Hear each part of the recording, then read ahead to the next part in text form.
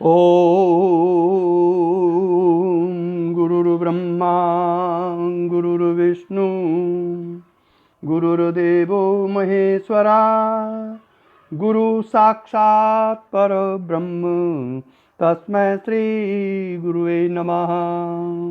नित्यं शुद्ध निराभासं निराकारं निरंजनं नित्यबोध चिदानंदं गुरुर्ब्रह्म नमाम्यहम्। ओम अपार संसार समुद्र मध्ये सम्मज्जतो मे शरणं किमस्ति। गुरो कृपालो कृपया वदेत विश्वेश पादाम्बुज दीर्घ नौका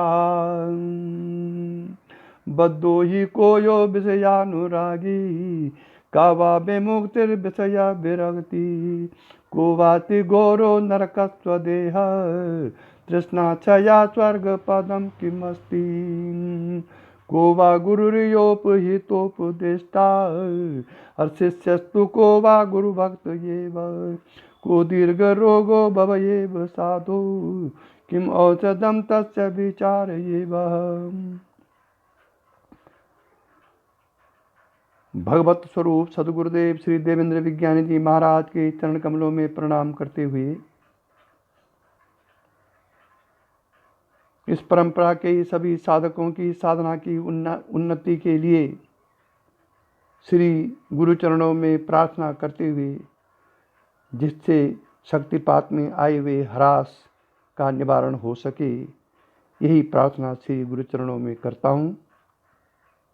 और अब स्वामी विष्णुतीर्थ महाराज द्वारा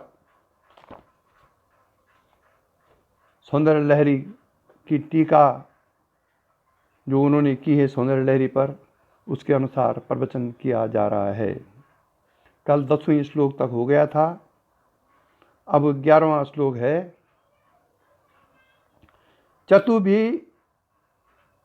चतुभि श्रीकंठे शिवयुवतिभि पंचभिरपि प्रवीणाभि संभोर्ना नवभिरपि मूल प्रकृतिभिः त्रयश्चत्वारि सत् वसुदुकलाञ्चश्च त्रिवलया त्रिरेखाभिः सार्ध तव शरण पवना कोणापणिरिता।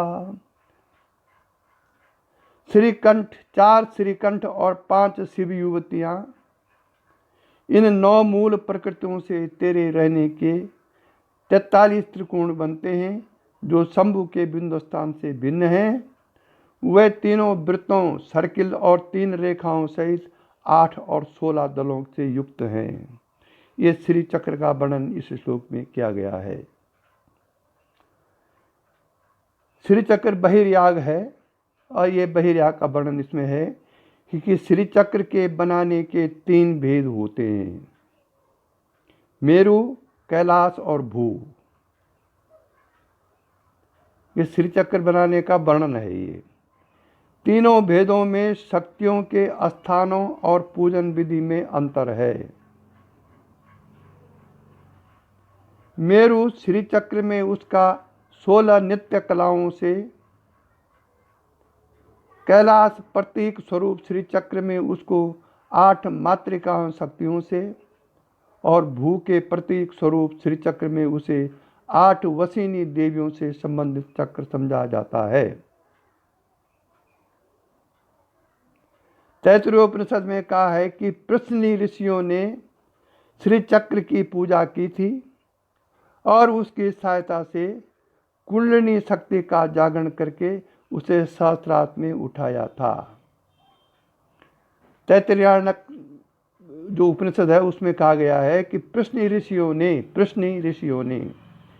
श्री चक्र की पूजा की थी और उसकी सहायता से कुंडलिनी शक्ति का जागरण करके उसे सहस्रार्थ चक्र में उठाया था। उससे यह स्पष्ट है कि वह वैदिक मार्ग है।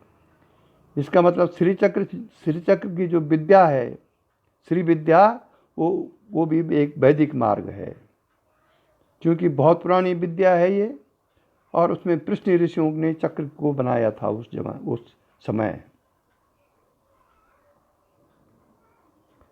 श्री चक्र ब्रह्मांड और पिंड दोनों का प्रतीक होता है। इसकी 4 श्रीकंठ अर्थात शिव त्रिकोण और 5 शिव युवती अर्थात शक्ति त्रिकोणों की योग से होती है। शिव और शक्ति त्रिकोणों का मुख एक दूसरे के विपरीत इस प्रकार रहता है।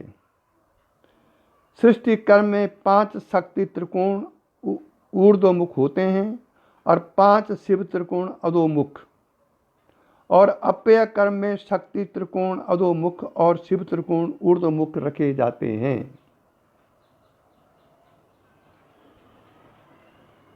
प्रथम केंद्रीय त्रिकोण को, जिसके केंद्र में शंभु का स्थान है,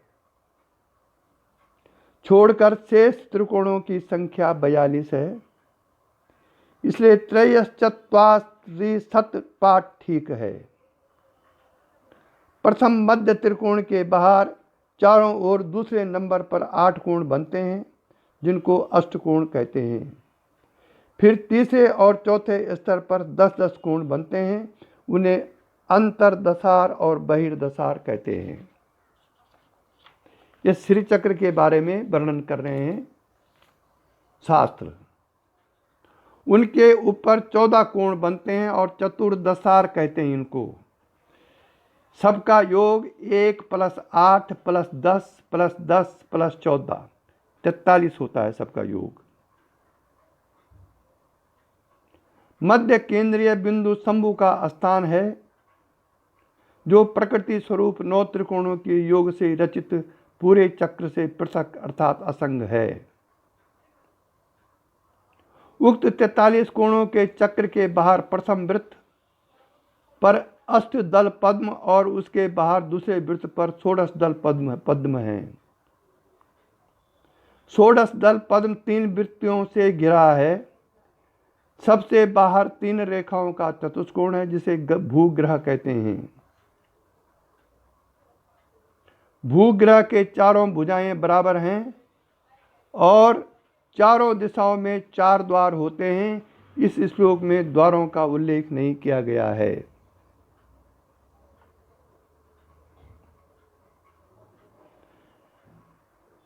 पांच शिव युवतियां शांत्यातीतादि 5 कलाएं अथवा शक्ति, शुद्ध विद्या, माया, कला और अशुद्ध विद्या है, और 4 श्रीकंठ सदाख्य, महेश्वर, महातत्व और पुरुष जीव है, अथवा पुरुष, अव्यक्त, महत और अहंकार 4 श्रीकंठ हैं, जिनके साथ शब्द, स्पर्श आदि 5 तन्मात्राएं शिव युवतियां माननी पड़ेंगी।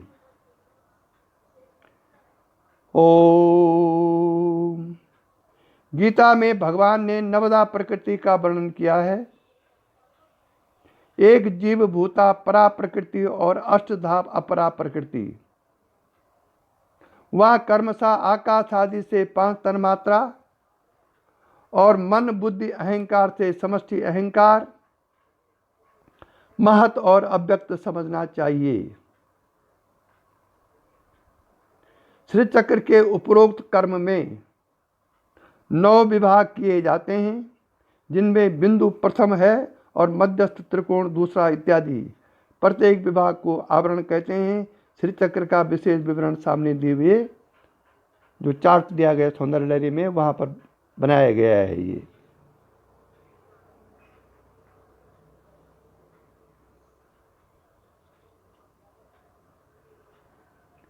यह विधि सौंदर्य लहरे के भाष्यकार केवल शर्मा के मतानुसार है। श्री चक्र मनुष्य देह का प्रतीक है और मनुष्य देह का नाप अपनी अंगुलियों के नाप से 96 अंगुल प्रमाण होता है। इसलिए श्री चक्र का माप भी 96 इकाइयों पर रखा जाता है। एक 8 इंच लंबी भुजाओं वाला समचतुष्कोण लो और उसके बीचों बीच में एक खड़ी रेखा खींचो, जो चतुष्कोण के 2 संभागों में विभक्त करती हो।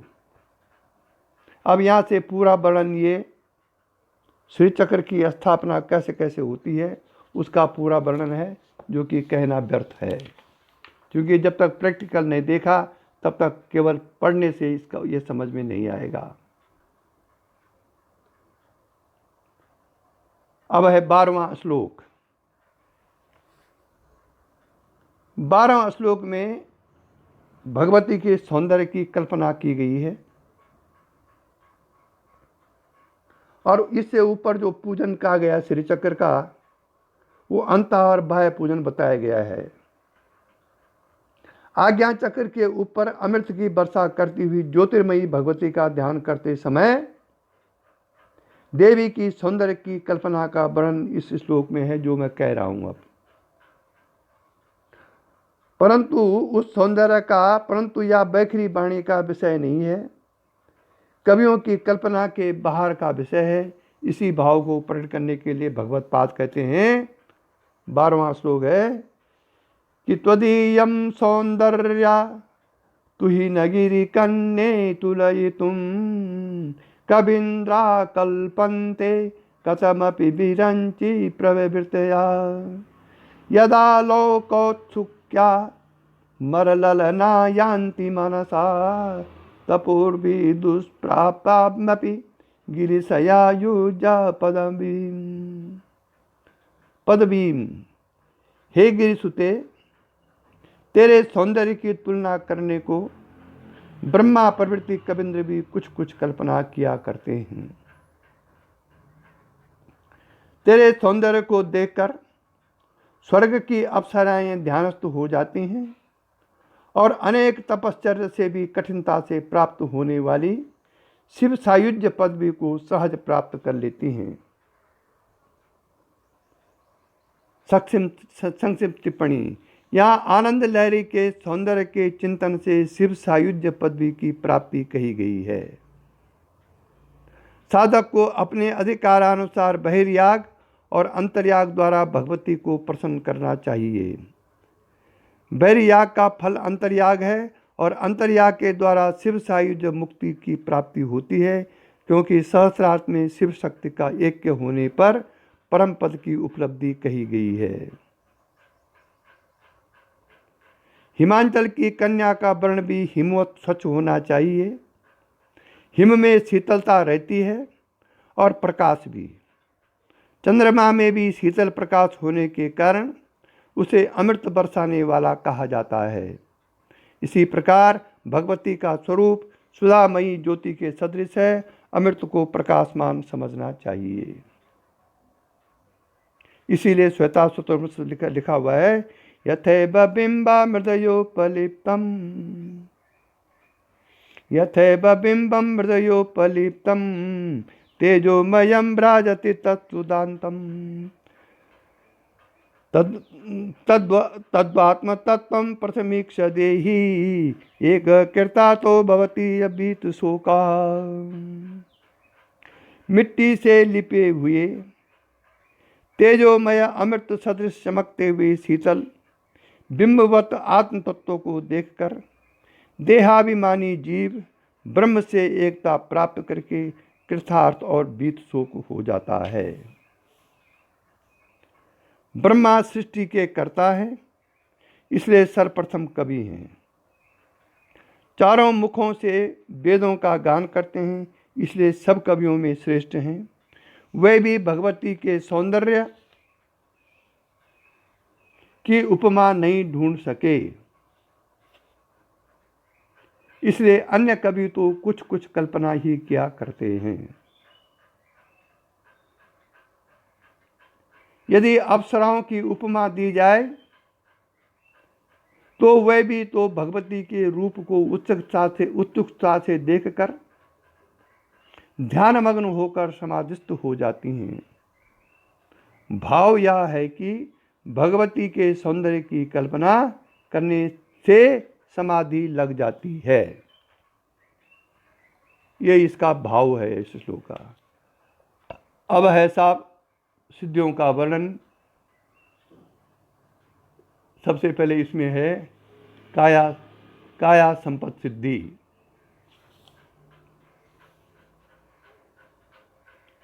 ओम।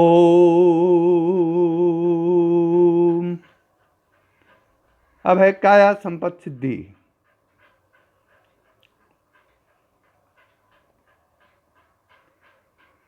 श्लोक है 13वां। नरम वर्षियांसम नयन विरसम नरवसु जड़म तवापांगा लोके पतितमनुधावन्ति सत्तसहाय। गले बेणी बंधा कुछ कलश विस्रंसिंचयाय हठात त्रुट यात्कांचो विगलित दुकुला युवतया। वयोवृद्ध देखने में कुरूप क्रीड़ा में जड़ मनुष्य भी तेरी दृष्टि पड़ने मात्र से ऐसा रमणीय हो जाता है कि सैकड़ों युवतियां उसके पीछे भागने लगती हैं।